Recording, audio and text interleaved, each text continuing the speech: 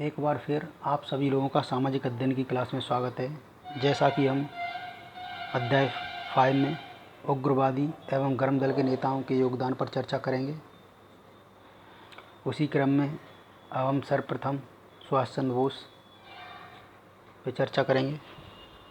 सुभाष चंद्र बोस का जन्म उड़ीसा के कटक नामक शहर में हुआ था। इनके पिता का नाम जानकीनाथ बोस तथा माता का नाम प्रभावती देवी था। 1920 में ICS परीक्षा में इनकी चौथी रैंक प्राप्त की या स्थान मिला, किंतु उन्होंने IAS से त्यागपत्र दे दिया और कांग्रेस में सम्मिलित हो गए। उन्होंने CR दास को अपना राजनीतिक गुरु बनाया। 1923 ईस्वी में CR दास और मोतीलाल नेहरू ने स्वराज दल का गठन किया। सुभाष चंद्र बोस स्वराज दल में सम्मिलित हुए। सुभाष चंद्र बोस को कलकत्ता नगर निगम का अधिशासी अधिकारी बनाया गया। 1938 में हरिपुरा अधिवेशन में सुभाष चंद्र बोस को कांग्रेस का अध्यक्ष चुना गया। 1939 में त्रिपुरी अधिवेशन के लिए विवाद हुआ। सुभाष चंद्र बोस ने गांधी के समर्थक प्रत्याशी पट्टारमैया या पट्टाभी सीतारामैया को पराजित किया, किंतु गांधी के साथ विवाद के कारण सुभाष चंद्र बोस ने अध्यक्ष पद से इस्तीफा दे दिया। बोस ने 1939 में फॉरवर्ड ब्लॉक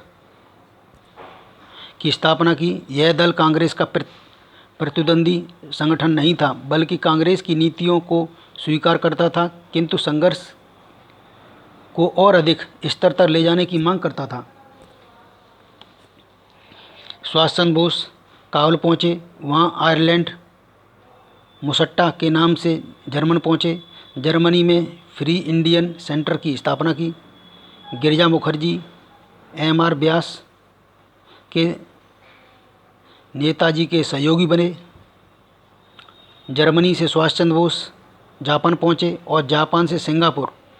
21 अक्टूबर 1943 को सुभाष चंद्र बोस ने सिंगापुर में अस्थायी भारत सरकार का निर्माण किया, जिसमें 21 मंत्री सम्मिलित थे।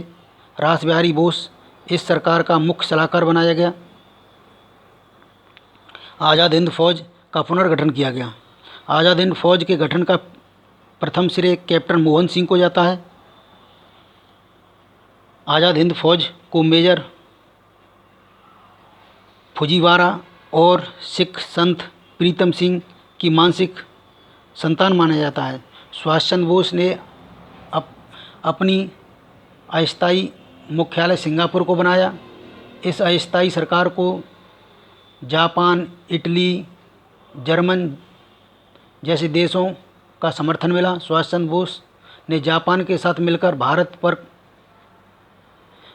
अंग्रेज़ों के विरुद्ध अभियान शुरू किया। आज़ाद हिंद फौज ने भारत की मुख्य धरती पर प्रथम बार कोहिमा पर अधिकार किया, किंतु उसके बाद जापानी सेना का सहयोग मिलना बंद हो गया। आज़ाद हिंद फौज के इस अभियान को ऑपरेशन न्यू की संज्ञा दी गई। आज़ाद हिंद फौज ने मोरंग दर्रे पर अधिकार कर लिया। आज़ाद हिंद फौज के सैनिकों ने अंततः आत्मसमर्पण कर दिया। आज़ाद हिंद फौज के सैनिकों पर लाल किले में मुकदमा चलाया गया। इसी दौरान 18 अगस्त 1945 को हवाई जहाज़ दुर्घटना में उनकी मृत्यु हो गई। अब हम बात करते हैं लोकमान्य बाल गंगाधर तिलक के बारे में।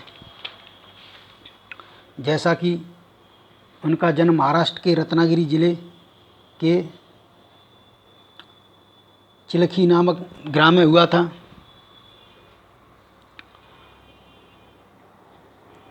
लोकमान्य बाल गंगाधर तिलक भारत के बेताज बादशाह तथा हिंदू राष्ट्रवाद के पिता जैसी उपाधियों से विभूषित थे।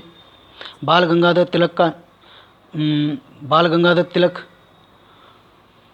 ने लोगों को सस्ती शिक्षा उपलब्ध कराने के उद्देश्य से पूना नवीन इंग्लिश विद्यालय की स्थापना की। राष्ट्रवाद की चेतना जागृत हेतु अखाड़े, लाठी क्लब, गौ हत्या विरोधी सभाएं तथा